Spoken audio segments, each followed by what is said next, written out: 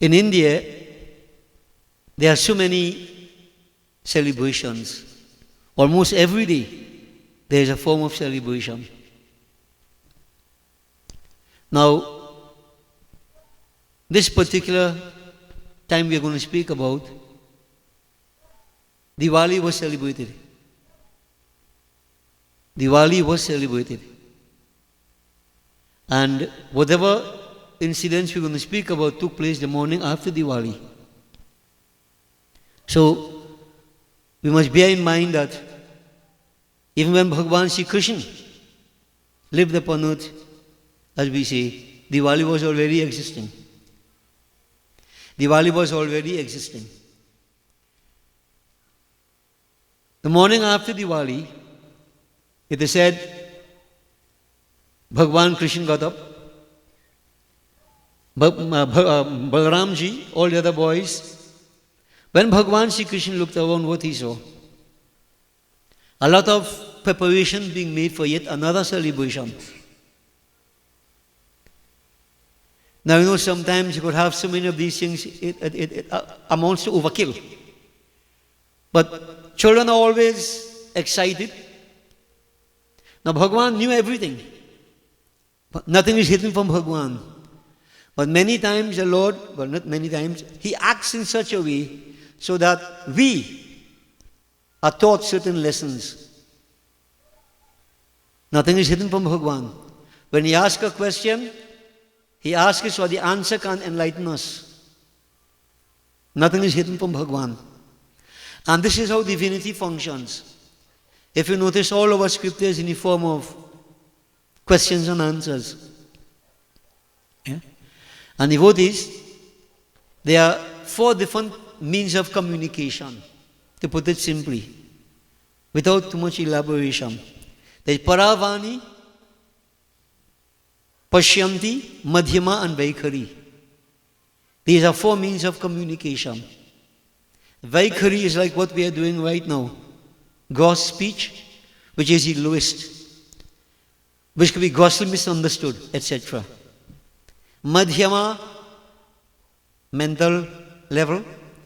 Pashyanti, like the yogis, they go into meditation and they tap into the secrets of the universe. That's a form of communication. But Paravani, when we hear Bhagavan Shankar speaking to Goddess Parvati, or Parvati ma ask Bhagavan Shankar a question, how come Parvati doesn't know this answer, so to speak? What is the difference between Goddess Parvati and Bhagavan Shankar? Philosophically, there is no difference. What we have to understand is that Shivaji, he is in Paravani. He descends into Madhyama, asks the question as Parvati, and in Paravani answers the question. It is no different. And all these processes are for the benefit of mankind, to enlighten us. So devotees, that is communication. You know, in today's world, many of the students they do communications. Yeah?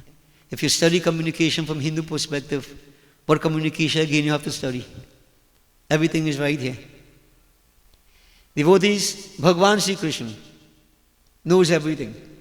Now this morning, they were making preparations to perform Indra Puja. Indra is said to be the god of rain.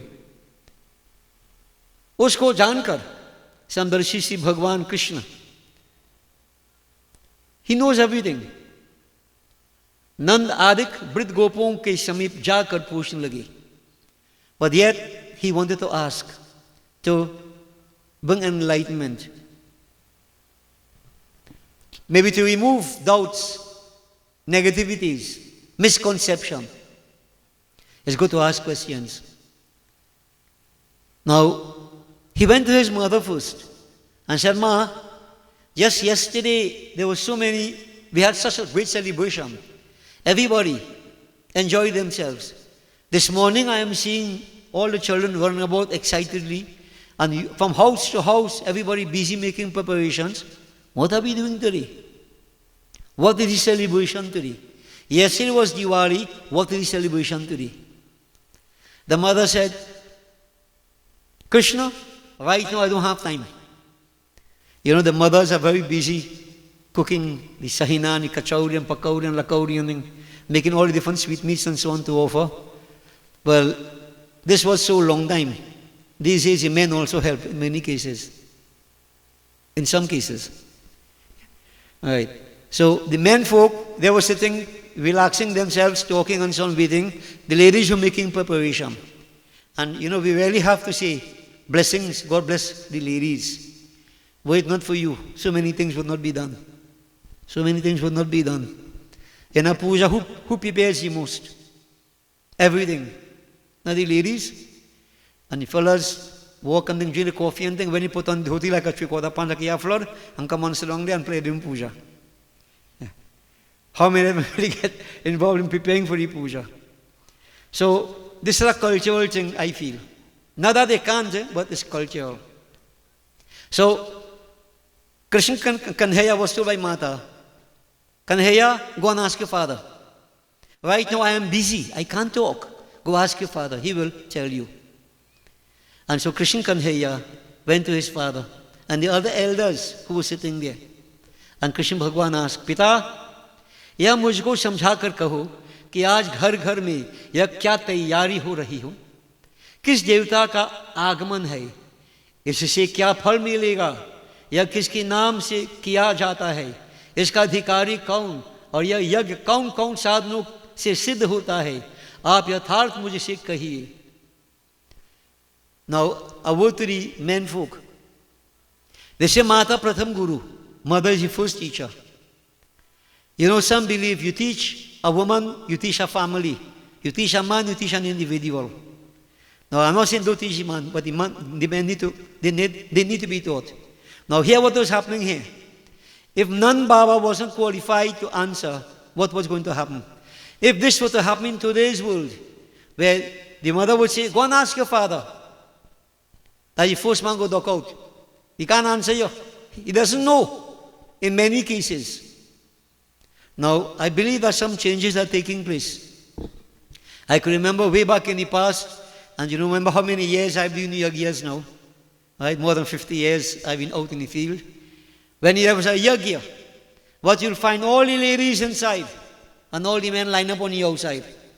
While Baba reading and so on, ladies listening, fellas talking politics, they talking cricket, what.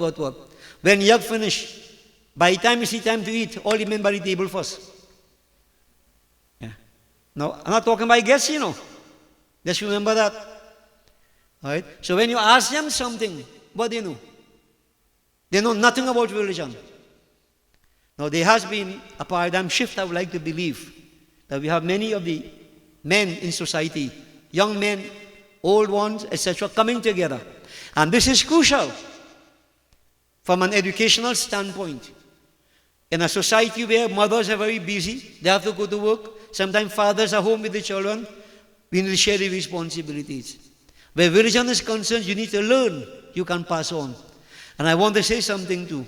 Not only learn and talk, but live it. Example is the highest precept. Do the action, and the children will follow. Children live what they learn. Yeah? So Nan Baba was qualified. Well, to some extent. So let's listen what happened. Bhagwan Krishen went to him and said, Father, what are we having today? Which Devta are we worshipping? What is his name? What fruit accrues out of such a worship? Explain, what are the ingredients that we use? And devotees, I just want to put a simple but very meaningful question. Bhagwan Krishen put to his father. Is this Devta or this practice we are going to carry out today something new? Is it tradition? In other words, is it lokriti? Is it gangriti? Is it kulriti? Or something new? Meaning what? Is it a universal practice? Is it an ancestral practice? Is it a village practice? Or is it something new that we are creating? Now Bhagwan would put this question to his father directly and to us indirectly, that everything we do should fall into one of these categories. In society today, many of us, we follow you have universal practices. Okay, yagi. And I have always maintained, the practice is there, principles, but time, place, and circumstances, you make adaptations to suit. We cannot, and I've shared this over and over, you cannot practice Hinduism in Trinidad as it is practiced in India. Even Canada, there are certain limitations. Right? In India, from village to village, kind of practices they have. Could you practice those things here? If you understand the philosophy, you can make adaptations to suit your circumstances. But this is the understanding of universal practice, the philosophy. Because in India, village to village, the practice varies. Some people go one part of India, they come back and say, all them Pundit doing things wrong. In India, they're doing it so. Did you go to another village and see? And then there is ancestral practice. Yeah? Ancestral practice. Certain families, they have certain practices unique to them. In society today, we have had this circumstance over the years. Certain families, they get themselves engaged in blood sacrifice. We all know that. That's not a secret. So from father to son, coming down so, either hog they offer or go they offer, animal sacrifices. And when the young ones realize that this is where they are, and they don't want to do it, you end up in real serious trouble. But that is not my topic. That is not my topic. And many people in society today suffering the consequences because of that. And I'm making a blanket statement. I'm not wrong. I know what I'm saying. You started something, that ancestral practice, the descendants don't want to carry it on, you're in bad trouble. Suffer. And it is manifesting itself in so many forms, all different sides. So ancestral practice, what my ancestors practice doesn't have to be what your ancestors practice, your lineage. But monkey see, monkey do. We don't understand what these things are all about. And we end up in serious trouble. And they're not to mention now, with the passing of time, people create new things. Do this, do that, do this, do that. New God, different God. It happens in society. So the question is, and we all must ask ourselves, when we are exposed to something, is it universal practice? Is it an ancestral practice? Is it a village practice in India? Or is it something new that is being imposed upon us? It is something new. Yeah? You know, many of us like things new. God is a new God. Don't fool yourself. God is Puran Brahm. Ancient. You are no new God. You have to watch carefully what you do. But man creates different things to attract people. Because you know what? Dunya kya hai? Ek tamasha. And the bhajan tells us, Ek din hame bhi jana hai. Khub maut kar dekh tamashe. Yeah, watch and see. Game. Bigger game. Everything is a game. Even religion is a game. You have to watch what you're doing, devotees. So, before you rush blindly into anything, it's always good to ask these questions. And not only that, to keep an open mind. Now, I said I wouldn't speak too much about Hanuman. Hanuman represents the mind principle. Panchmukhi, 5 faces. There are 5 mental planes. Swami Patanjali said, Chiptam murham vikchiptam ekagram nirudham iti chit vibhumayaha. In all of us, there is a raving mind. The mind jumping like monkey all over. So you have to know now whether the mind raving or not. Ask yourself. There is a forgetful mind. You sit down, you could be staring. I have seen this when I taught mathematics so many times in the classroom. Children sit down and watch me. They hardly blinking. You feel they're swallowing everything you say. They hear nothing you saying. Their mind elsewhere. They're like a kite. Flying a kite, tread burst kite ayo. Yeah? Forgetful mind. Then there's the oscillating mind, which most of us possess. That mind that thinks within 2 points, it thinks within the box. It dares not think outside of the box. Even when you end up in the box, but then you can't think. So this is part of the problem we have. We dare not challenge the status quo. And when somebody like me challenges status quo, people say, how are they getting mad? No. If Columbus didn't challenge his status quo and say the world could be wrong, not flat, all of us still think the world flat. You have to think outside of the box. Don't swallow blindly anything that is pushed down your throats. You don't. Bhagwan is proving that. You don't condemn it until you have proof that it has no real existence. But you don't swallow it either. Verify it. And this is where you have the one-pointed mind. That is the fourth stage. And the high stage, Nirudhaman. You see like a tortoise pulling all its limbs, hard shell on the outside. The Gyanindriyas, the day we can pull in all these senses into the inner cow pen, which is said to be the Sushumna Nari. Hard shell on the outside, totally oblivious to the external surroundings. That is the high state of mind, which focuses only on spirituality, nothing otherwise. Nothing otherwise. So devotees, here we are all taught to think in a certain way.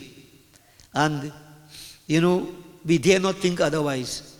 Now, I have gone through this before, Many times in the past when I started to read, my mother said, boy, what are you saying this for? Why are you saying that for? Why this? In other words, she wants you to stay inside the box. But it's a good thing sometimes we harden a little bit. All right? You think outside the box. Many things I have challenged over the years. When I asked people years ago, more than 30-something years ago, when somebody died, why you take down all your curtains? Why you turn over your picture? Why you can't have Ramayana with music? Long time you can't have Ramayana with music, Somebody died, right? Place like somebody really dead. You gotta get 5 old man, come on, song and kill who live into. Yeah. You understand? I challenge all that. Why? Right now when people die, 39 Ramayana with music. And plenty groups commercializing on it.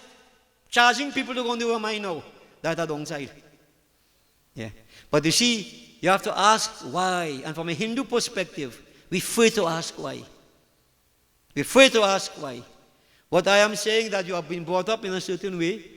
And some people say, I am orthodox. I am traditional. I don't go this kind of way. So what do you think I am? Some say, I grew up in Sanatan Dharam. What do you think I grew up in? I'm a little boy, I started Pundit since I was 17. And before that, going with my father. I am 69 now. I'm not a young man either. I dare challenge this status quo. I dare challenge it. Okay? Because I don't believe in following blindly. And this is where my authority comes from. Bhagwan Sri Krishen. Only thing is, he was small, I still have old man, not challenging it. No challenging it. Yeah? So devotees, you don't challenge to condemn. You challenge, you question, and some certain things you have to modify. Certain things make no... I don't want to digress, devotees. But there are so many things in Hinduism right now. Wedding and funeral, especially in these two. Check and see the kind of thing people have to do. When they had to sit down to marry Khotavi and Imli, they had to get 7 mango leaf. By the way, Imli means tamon, But they come and give you mango for tamon. They take mango leaf, pass it wrong. You have a bite out piece, the dolaha dulhin, split it out in the marahan. Yeah? And then 7 pieces you split out inside it. And then you have to show water inside it, and then the mother had to drink that. Drink that? What is the value of that, devotees? What is the value of that? But people hold on to that. You have a wedding, you have to come out with a yellow sari to do that. Must be a yellow sari. If you come out, people will say, then people stingy boy, they couldn't buy a yellow sari for the girl. So you're selling people now. You come out and buy your mango, put it in the mother hand and you go back inside. And you take an hour and a half to change, come back, Baba's long, they're frustrated. That, people like that, right? That want to continue. Like tradition. I had a cause to tell somebody, a Pundit the other day. I said, why it is sometimes the wedding lasts longer than how the marriage lasts, boy? 5 hours wedding going on. Sometimes wedding can even last a month. When I say that, comparatively speaking. All that pakan for what? For what? Think. Right? And there's a Pundit saying it, If somebody else was still criticizing the religion, I'm not criticizing the religion. I'm trying to preserve certain practices and bring them to a certain level, enhance them. not to follow blindly. Bhagwan Sri Krishna devotees pointing us in that direction. Now, I analyze all those things I talk about first, before I talk about it, I try to, find out the reason for those things. So we didn't do it by guess. Devotees, all these questions were asked, which category this practice falls under. And then the father said, "Oh Krishna, today we are doing Indra Puja." Bhagwan asked, "Who is Indra? Why are we doing Indra Puja?" Then the father said, "Indra is the god of rain. We are cowherders. Yeah? We depend upon the water. When rain falls, grass everywhere, fertility in the soil, we can take care of ourselves. Without rains, we suffer. Famine and drought. So we pray to Indra to shower rain, so success will keep coming to us." So the father had his point from what he understood. Bhagwan Sri Krishna now said, "Father, I beg to differ in opinion." Now, can hear what a child, and these old men in the village talking. And look at the conversation, it's a dialogue. Long time, when you say something, why they shut you up, big people talking. So they shut you up and you stay quiet in a corner and they talk as a shoppiness only. Sometimes from a child, you can get a brilliant idea. Isn't that so? One or two children, devotees shake me up, one or two times. Many years ago, Janamashmi, we celebrated Janamashmi. Jore Paul, a little boy come. Baba, how old Krishna, Bhagwan Krishna is now today? Today's his birthday. I can answer him. Yeah? And this Katha I'm going to read, many of us have heard it already. Yeah? My granddaughter, when she was 3 years, I mentioned how Bhagwan Krishna uplifted the mountain, left hand, small finger. He asked me, "Aja, why didn't you use the next finger? Why didn't you use your right hand?" You catch me stupid. Then I started to analyze. The children we have today so smart. They ain't swallowing anything blindly at all. This is one of the reasons why I started over the years to very critically analyze what we are doing and try to find a rationale to justify what we're doing and maybe to make modifications, adaptations based upon time, place, and circumstances. I strongly believe in that. Yeah. Now, Bhagwan Krishna devotees said, "Oh Father, I beg to differ. As far as I know, water evaporates." Now, I don't know if I'll get the whole thing correct. This is the water cycle, devotees, in Bhagavad Mahapuran. Water evaporates, as it rises, it gathers more vapor, and the higher it goes, the cooler it becomes, and it condenses as rain. And the cycle continues. So, my point is, oh Father, how does Indra come in here? Huh? I believe that the mountain Govardhan forces the clouds to rise. And so the higher they rise, the cooler they become, and so they shower rain. I feel, if you're talking about that, you should worship the mountain Govardhan. Where Indra coming in here? Now Bhagwan didn't condemn Indra. Indra had abhiman, pride. And all these things have deeper meaning.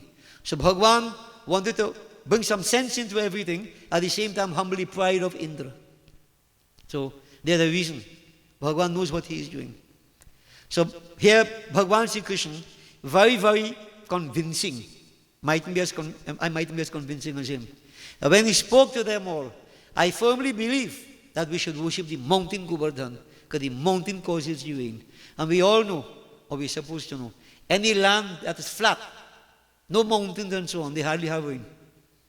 The mountains cause the clouds to rise, and so they condense. As they rise higher, the cooler they become, as we said. So Bhagwan made a point to worship the mountain Govardhan. And devotees, so influential was he, so convincing, they all agreed to follow the child Krishna. And they collected all the ingredients and so on that they supposed to offer to Indra. And they went to the mountain Govardhan, that mountain that was there. And just a background, those of you who follow Ramayana who remember when they were building the bridge from India to Lanka, Hanuman went to the north part of India and broke off this piece of the mountain coming with it.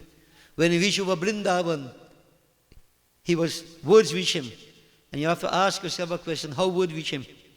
In those days, no telegram, no phone, no iPad, no tablet. I don't know if I send message with tablet too, I don't know. But all this form of technology and so on. How Hanuman heard that thousands of miles away. Madhyama, mental communication. Yeah? I spoke of communication when we started. So devotees, Hanuman descended and placed that mountain there in Vrindavan, right where we're talking about now. That mountain, a form came out and said, Hanuman, you told me I'll get Sri Ram darshan. Where's Sri Ram? When Hanuman Baba communicated with Sri Ram told Hanuman to tell that Brahman, stay where you are, meditate upon me. That was Treta, the age Treta. At the end of the next age, Dwapar, when I manifest myself as Sri Krishen, I shall uplift you above my head for 7 days and 7 nights. The 3 worlds shall sing your praises together with mine. So that mountain was there in Vrindavan, thousands of years. And this was the Bhagwan wanted to fulfill that word. So Bhagwan Sri Krishen is Bhagwan Sri Ram, no different God. Same Supreme Purush coming at a different point in time. So Bhagwan had his plan. So devotees, that mountain was there. And everybody went. And Bhagwan advised them, offer. And all the various ingredients and so on, when we have our pujas, sattvic ingredients, dahi, makhan, all the gulab jamun and the laddu and pewa and all of different kind of things. In India they have so many different kind of sweets. When they talk about them, you start to get hungry. They began to offer all these things. And what Bhagwan did, out of the mountain he appeared in another form and he began to eat everything. What Bhagwan says in the Gita, Patram pushpam phalam tuyam yomi bhakta prayachati tadaham bhaktu paritam ashnami paritatmanaha. Whosoever offers to me with love, and this is the key, in a disinterested spirit, a flower, a fruit, a drop of water, whatever, I personally partake of that which is offered to me by that devotee of purified intellect. Now these simple Gop and Gwal devotees, they listen to Bhagwan's words. That was love in their hearts. And Bhagwan, to strengthen their belief, to justify their belief, he appeared and he began to eat everything. That was something very, very amazing for them. And they began to say amongst themselves, all these years we worship Indra, we never see him. First time we worship in Govardhan, look, Bhagwan didn't appear in Bhagwan Krishen form, in a different form. So their thinking was, this is Govardhan Brahman, that deity Govardhan, that appeared and ate everything. Devotees, they were happy, overjoyed, that, their puja was fulfilled. Divinity accepted what they had to offer. And so everybody went back home. Puja finished. But devotees, Indra was mad. Indra was angry. And last time we spoke about ego, self-centeredness. Yeah? Indra. Time and again, people in position, they get carried away by this kind of power. Ego. Indra questioned, who are those idiots to disobey me? And what they did, they followed the biggest idiot of all, that child Krishen. He called Bhagwan Krishna an idiot. And they worship a mountain, I shall do for them. So the egoistic person is always vindictive when they can't have their own way. They're out for you, they're going to get you. So Indra decided, I'm going to drown all those Gop and Gwal. He called his disciples, one he called Sanvartak. Collect all the winds together. From a Hindu perspective, if you look at Ramayana, there are 49 different kinds of winds. 49. Different. Not all in the outside, some on the inside too. But the inside have all too. 49 different kinds of winds. He says, Sanvartak, collect all the clouds and concentrate them all in this circumference of 24 miles, village of Braj. This village alone. And shower rain, bucket a drop, drown all those idiots. They dare to go against me, I will do for them. So people behave in Pudashana devotees. And so all of a sudden, by the time these Gop and Gwal reach back home, in daytime, the place started to get dark. It's not night yet. Dark clouds accumulated. And devotees, it was like, what can't think about that. How fearful it is. Just like that, all of a sudden. Yeah? And breeze began to blow in different directions. And the clouds burst. Rain. They say bucket a drop. I don't know much more than bucket a drop that day. Rains came pelting down. And devotees, everywhere, water levels began to rise. The same people now, they began to question. Not everybody. There were those who always had that strong faith. There were those who waver. And there were those who don't want to believe at all, anything. Different people. The devotees right there, they began to say, oh my goodness, look what we have done. We listened to Krishen. And look, Indra is angry. We are all going to die. Why did we listen to Krishen? So they all began to regret. Not all, some of them. Trying to influence the others. And this was the way the argument went on. But the water levels rising, devotees. Bhagwan testing his devotees again. How much belief you have in me? How much confidence you have in me? Testing them. You always have those who would waver and those who would have firm, strong confidence. These devotees say, no. Kanhaiya wouldn't be wrong. Kanhaiya advised us to go do this. Let us go to him. He is going to provide a solution to us. And so devotees, they all went to Kanhaiya and they surrendered to him. Kanhaiya, look what is happening. Indra, seems that he wants to drown all of us. Kanhaiya, please save us. Please save us. Devotees, surrender to God. Surrender. Let's break the monotony of the talk now, devotees. Anytime there is distress in life, surrender. But I'm saying, surrender even when there is no distress. Then there will be no distress. Sharanagati, we spoke of this. If you don't surrender, you always have problems, devotees. And surrender means, oh Lord, you are my master, I am the servant. You are Father, I am the child. I just depend upon you. I can depend upon no one else. I seek your protective shelter. Prabhu, devotees, they surrender to Kanhaiya, which we should all do. Follow the example. Sharan mein aaye, hai hum tumhare, daya karo he, dayalu Bhagavan, sambhalo meri dasha hamari, daya karo he, dayalu Bhagavan. Look at our condition, O Lord. Is there anyone else can help us? शरण में अपने रख मुझको, दया मैं दास हूँ तेरा, तुम्हें तजकर कहाँ जाऊँ, हे गोविंद, हे गोपाल, तुम्हें तजकर कहाँ जाऊँ, हिचू कोई न है मेरा। शरण में आए हम तुम्हारे, दया करो हे दयालु भगवान, संभालो बिगड़ी दशा हमारी, दया करो हे दयालु भगवान। शरण में आए तुम्हारे, दया करो हे दयालु भगवान।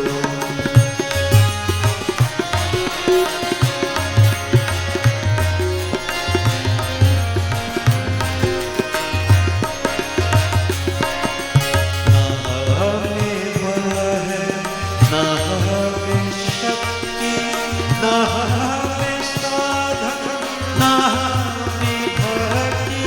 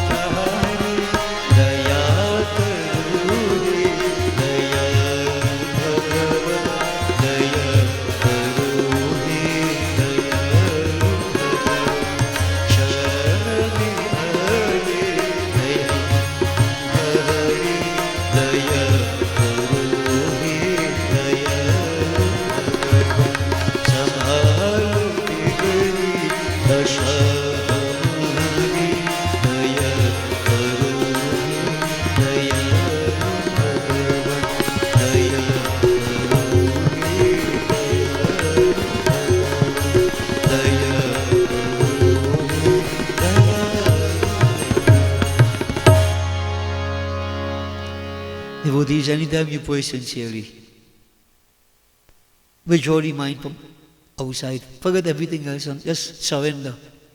Response is immediate, Response is immediate.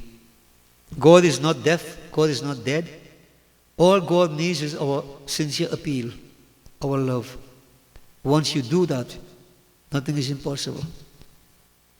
Bhagwan recognized that these were all dependent upon him. They also recognized it. But a question can be asked, what about those who were doubting Kanhaiya?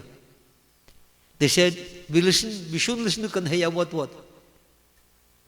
Now, Bhagwan told them, everybody, let's go to the mountain Govardhan. The whole village, which included those people who were doubting him. So how come? Now, just one point I want to make here to you. There's a point on association.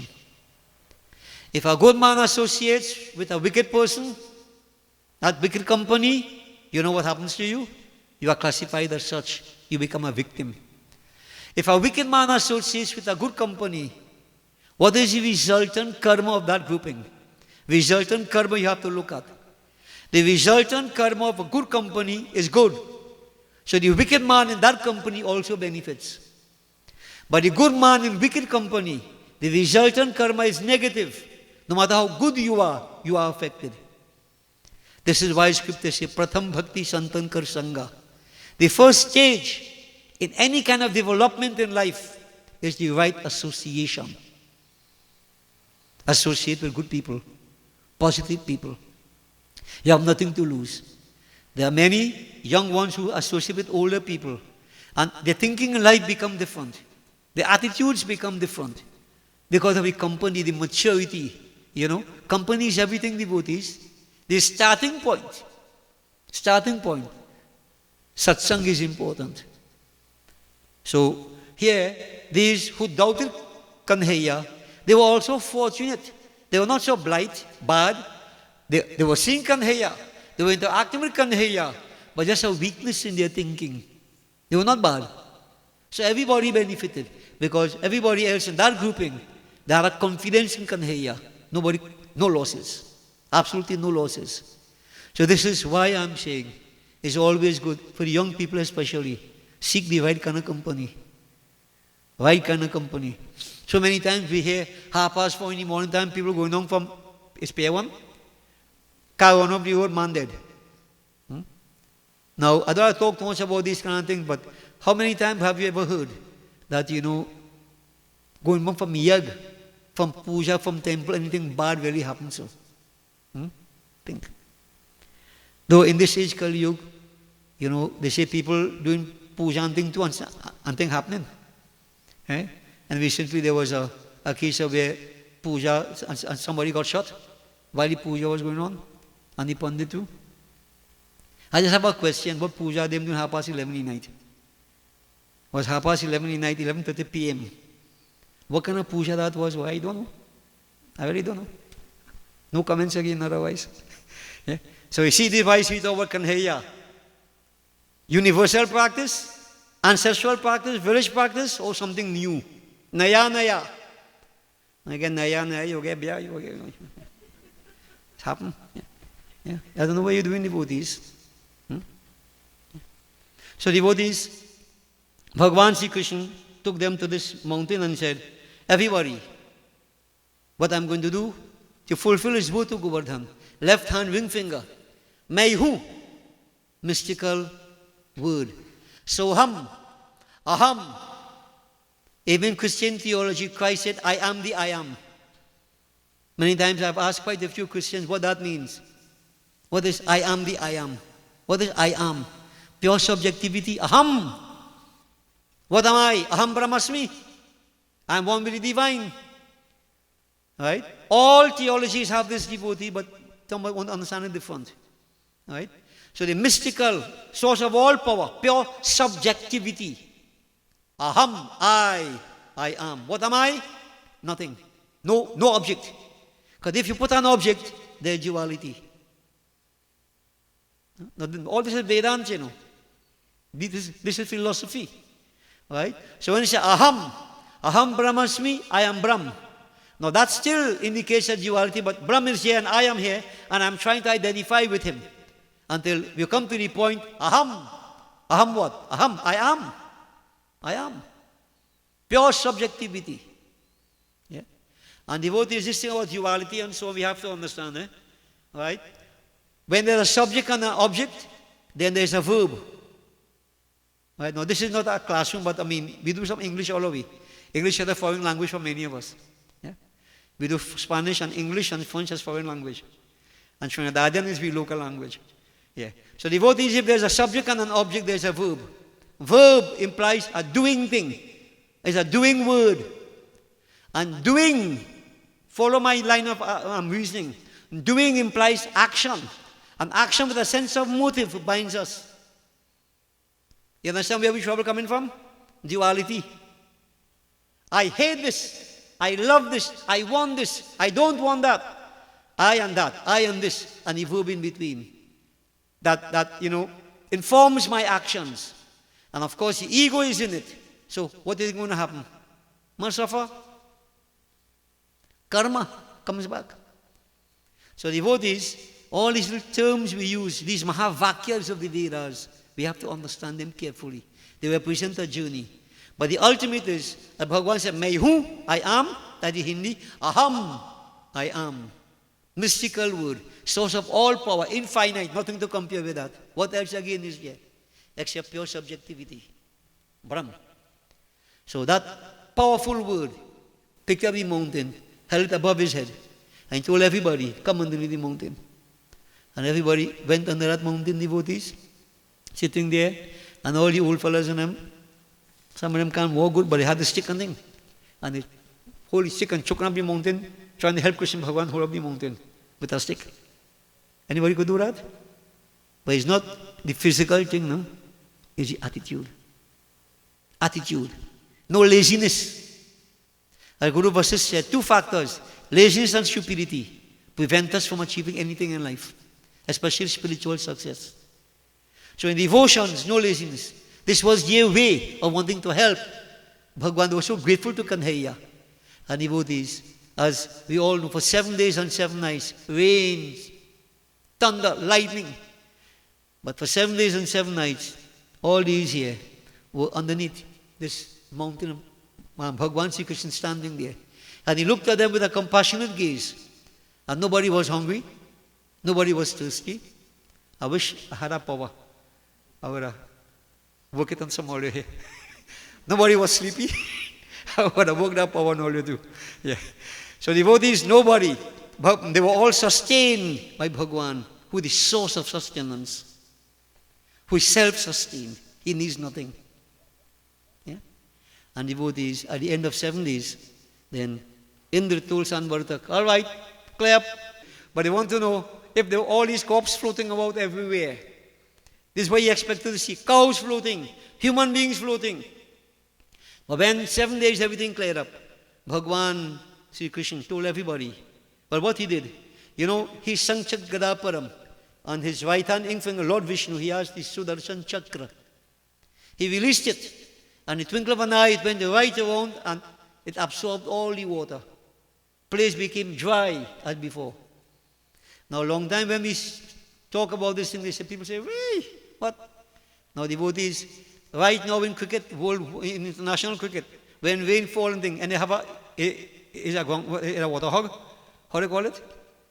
They have a kind of machine that pass and soak up all the water, dry the place, they could go back and play cricket. Right? Modern technology. Look at the concept from ever since. Hindus would laugh at this. Our own people. When we spoke about that bridge from India to Lanka, people laugh. Kyak, kyak, kyak, kyak, kyak. Our own people, I could tell you. Right? What kind of bridge that? Rock floating in water.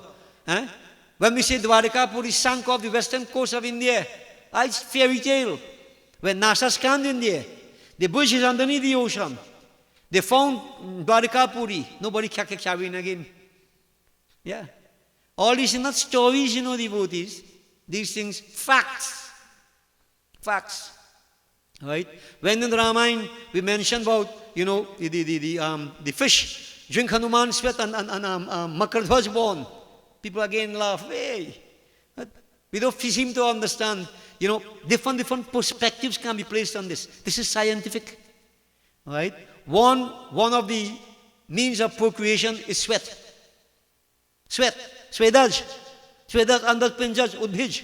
4 means of procreation. Sweat, like in your head. How do you think you have lice? That way, go to Hanu here. When the sweat, lice, one of the means for procreation. Yeah, crossbreeding, fish and monkey. And in case people don't know this, very secretly, a lot of experiments are being done, crossbreeding, between animals and people, animals and animals. Man is very curious. Yeah. So these things are not stories in scriptures, devotees. They are certain secrets encoded. And Hindus themselves don't even understand that. Yeah. But we can't deal too much with that. I was talking about the water hog here. Yeah. This chakra devotees soaked up all the water and everywhere became dry as 7 days before. As if not a drop of rain fell like in Trinidad before today. Devotees and Bhagavan told everybody, come out, and they came out and he put the mountain down and he said, "O Govardhan, I have fulfilled my word to you. Way back in Sri Ram's form, I promised to pick you up above my head, left hand, small finger. The 3 worlds shall sing your praises together with mine. I have done this today. So today, I shall be, whenever we say, Giridhari, you uplifted the mountain, they will always say, Govardhan, Giridhari. Devotees, so everybody was so overjoyed. Kanhaiya devotees championed their cause. And they all decided, let's go back home. Going back home. Devotees clapping, singing, making great merriment. So how it went? Yeah? Indra decided to look to see what is going on, what he saw. Jai Hare Krishna, Govardhan Giridhari.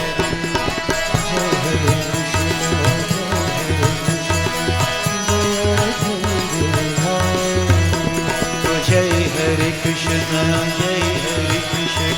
Govardhan Giridhari. Jai Hare Krishna, Govardhan Giridhari. Radha Mohan Radha Jeevan, Radha Mohan Radha Jeevan, Radha Mohan Radha Jeevan, Radha Mohan Radha Jeevan.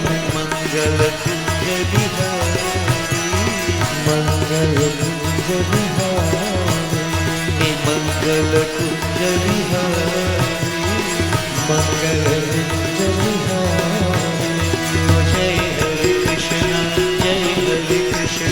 Govardhan Giridhari. Jai Hare Krishna, Govardhan Giridhari. Radha Mohan Radha Jeevan, Radha Mohan Radha Jeevan, Radha Mohan Radha Jeevan, Radha Mohan Radha Jeevan.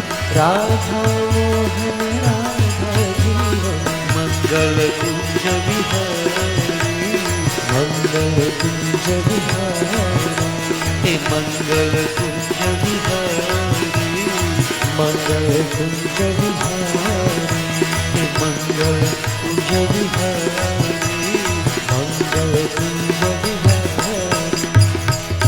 This was what met the eyes of Indra. Clapping, singing, dancing, merriment, no corpse floating.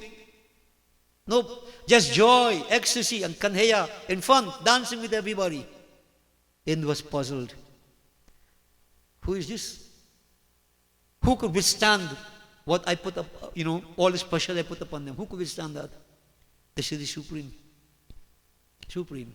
Indra realized that, he made a terrible mistake.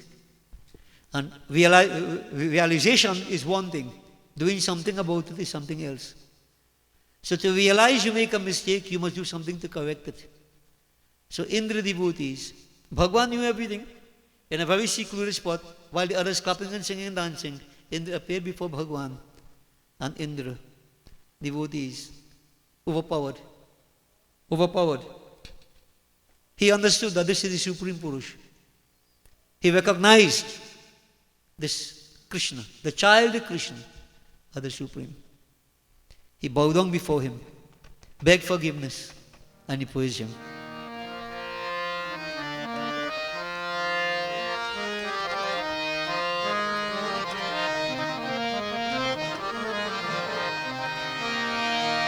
He Kamalavadana Sri Ranga, He Kamalavadana Sri Ranga, Kevalya Panduranga, Kevalya Panduranga. He Kamalavadana Sri Ranga, Kamalavadana Sri Ranga, He Kamalavadana Sri Ranga, He Kamalavadana Sri Ranga, Kevalya Panduranga,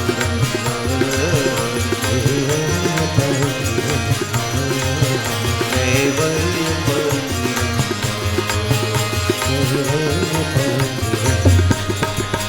He Kamalavadana Sri Ranga, He Kamalavadana Sri Ranga, He Kamalavadana Sri Ranga, He Kamalavadana Sri Ranga, Kevalya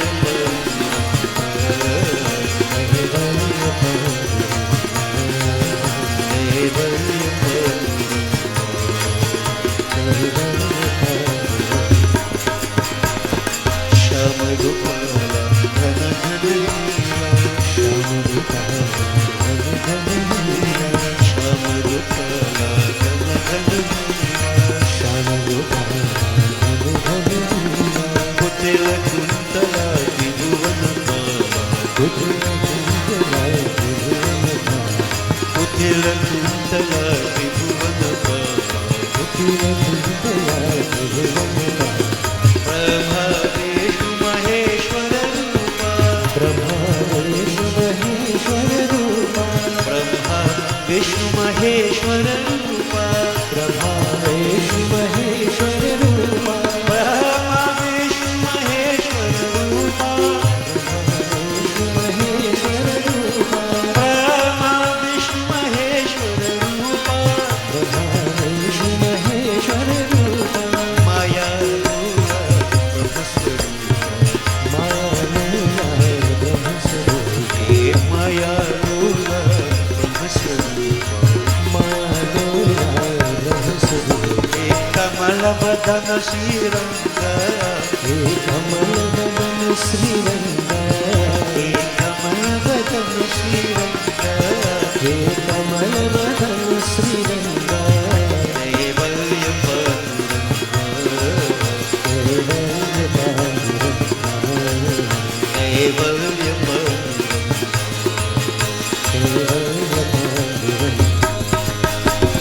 Sharma Gopala Ghana Ghana Leela, Sharma Gopala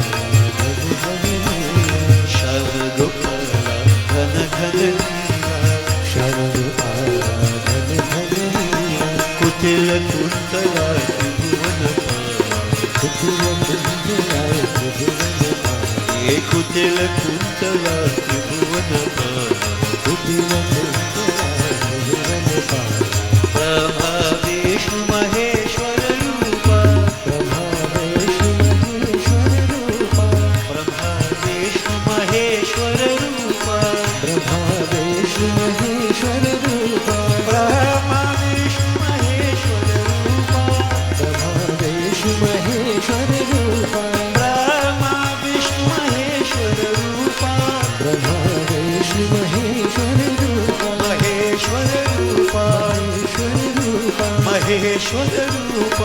Maheshwar Rupa, Maheshwar Rupa, Maheshwar Rupa, Maheshwar Rupa, Maheshwar Rupa, Brahma Vishnu Maheshwar Rupa, Brahma Vishnu Maheshwar Rupa, Maya Rula Brahma Swarupa, Maya Rula Brahma Swarupa.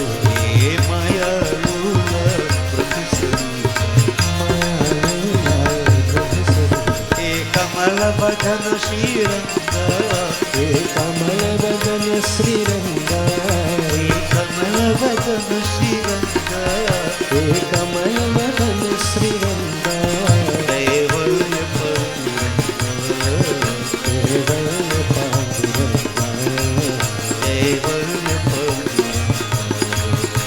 Devarya Panduranga. Indra devotees, praise Bhagwan. Bhagwan cautioned him. Even if you're heading the clouds, I put it in my way. Keep your feet on the ground. Don't get carried away. Everything fickle and fair.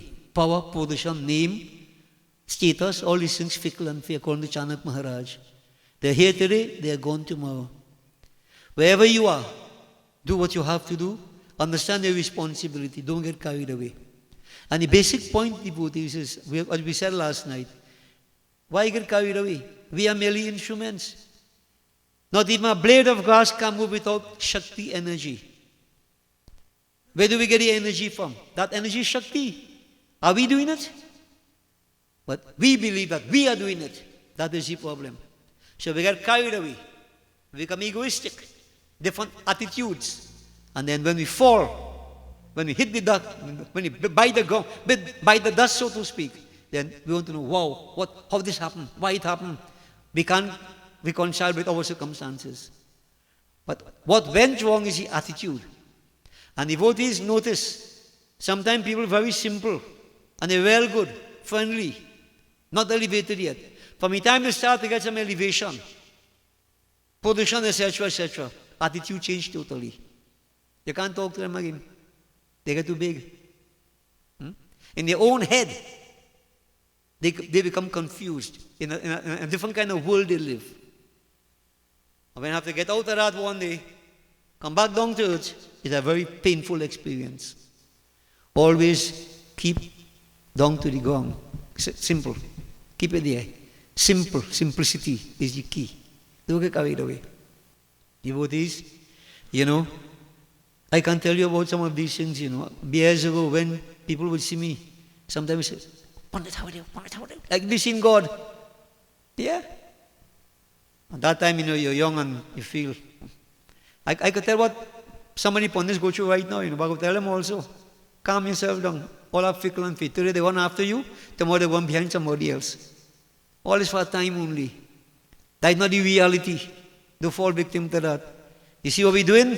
Get into the reality, divinity itself. Don't get carried away. So a lot of things can be said about that devotee, but many people fall in life because of this kind of attitude. Right? Indra was cautioned. You're there to serve. Do what you have to do conscientiously. Don't get carried away. And so Indra devotees bowed before Bhagwan Krishna and he went back to his respective abode. And in the village of Vraj, dancing merriment went on as usual. I will leave it there. Bhagwan fulfilled his wish, his vow to Govardhan. And here he championed the cause of the Gop and Gwal. But devotees, many times in Bhagavad and so on, we do Govardhan Puja and thing. And everybody go with the milk and thing and they make a Govardhan and they say the rice go up nice, the Govardhan looking nice, they show the milk and show and that finished. So what? What does it mean? I've always said that all these rituals we do, they have to have some deeper meaning. And this is what I want to put to you now when we do Govardhan Puja, what happens? Very simply. Now devotees, in India they say, a guide once told me, he said, in Satyug, this mountain was very, very tall. And every 100 years, the mountain shrinking by a few inches. And they say in Kali Yuga, well, I went in India trying to see Govardhan. We went Govardhan, Vrindavan. I was still looking for the mountain. Yeah? We take the tuk-tuk and we tuk-tuk right around. Right? Watching for a mountain, you're seeing no mountain. You see some stone and thing all about, the mountain nearly flat. But people still go there, they believe. Now devotees, this is why I keep saying, we have to internalize all these things. You see, with the passing of time, every evidence, well, I shouldn't say that, right? But, a lot of factors point to, this simple fact, that a lot of things that we call, these experiences we have, these experiences could really be from out of space. When we speak of holographic projection, When they say the devatas, they shine. You can't touch them. Right? Devata appear, shine in. You can't touch them. Is it that these are holographic projections from elsewhere? Three-dimensional. They appear in certain forms. You can't touch them. Now this could shake up plenty people's belief, Right? Notice when they talk about chariots descend from the above regions, right? And people sit in the chariot and the chariot went upwards. What kind of chariot? This is the space age. Is it that you could have what you call alien visitations? People from advanced civilization come in here? It's not impossible, Now, if you hold on to this thing, that the Devata appear and the Devata disappear and what, it will shake up on, like, when years ago people say, man can't reach to the moon.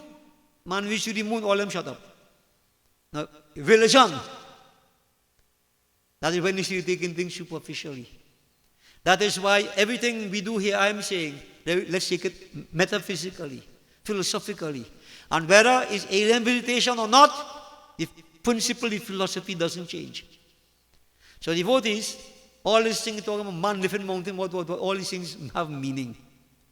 So to put it in context, that mountain symbolizes what we call yoga. Yogic advancement, mental advancement. In such yoga, the mountain was very, very high. With the passing of time, yoga started to become bhog. And in Kali Yuga, it become rogue. All understand what I'm saying? The mountain gone dead. People call it yoga. Yoga for good living. Yoga for scoliosis. Yoga for health. Yoga for this. Nobody talking about yoga for liberation, And what is yoga? The union of the soul with the super soul. Yeah? So this yoga has become, if you look at the 4th chapter of the Gita, I think it is, Bhagavan said, "O Arjun, this yoga which I'm going to put to you, it existed in the past, but it became lost. But I am now bringing it back to you." What yoga he was talking about, devotees? What yoga? I refer to this karma yoga. Karma is here, but yoga is not here. Because karma is done with a sense of doership. Everybody wants something. But the yoga, the real, what you're supposed to want, to elevate, to become one with the Lord, you don't want that. So the yoga has gone out of karma. So there's no karma yoga. Bhagavan brought it back. Act without a sense of doership. You're entitled to the action, but not to the fruits thereof. All these things have meaning. So devotees, this is the mountain of yoga. And in Kali Yuga, it is almost non-existent.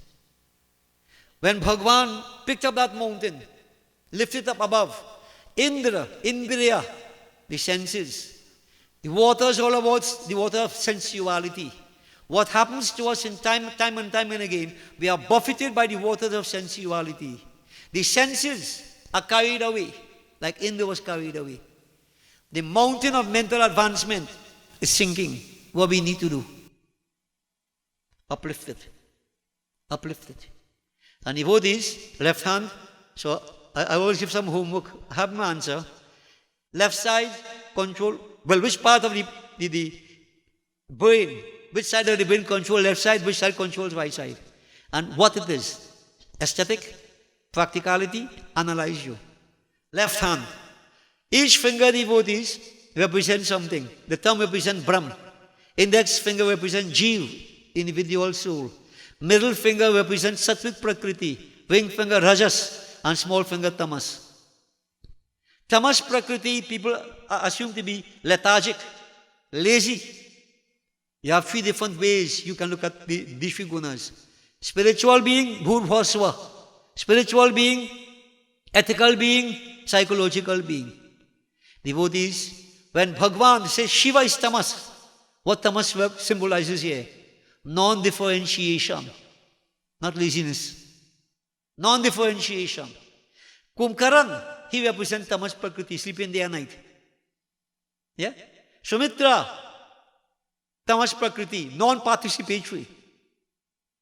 You see? So it all depends upon what you're talking about, what level you're talking about. Bhur, Bhasva, what are you talking about? The body itself, we have 3 bodies. Everything exists inside. You see? So devotees, when Bhagavan Krishna pick it up, it means on that platform of non-differentiation, stability, not moving. not roaming all about. A rolling stone gathers no moss. You have to stabilize.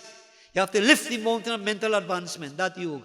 And when you can do that, what happens? You defeat Indra. You defeat Indra. The water of sensuality dissipate. Bhagavan causes it to dissipate. And you are free from bondage. Then you go to well-brudge, ecstasy, Vrindavan. You dance with Kanhaiya. In other words, what we are saying, when you perform Govardhan Puja, you're not just throwing some milk on top the mountain you make there. Yeah? It is trying through a ritualistic way to lift the mountain of yoga inside of you, inside of each of us.